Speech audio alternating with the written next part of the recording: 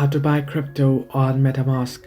Hello everybody, welcome back to my channel. This is me Vipin Basnet, and today I'll guide you on how you can buy crypto on MetaMask. Now, first things first, you'll have to get on the MetaMask portfolio. Now you can use the MetaMask wallet.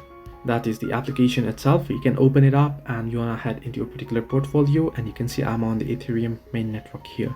Now here you'll get an interface like this. At the bottom you can see the transfer tab or the arrow icon there at the bottom in the middle.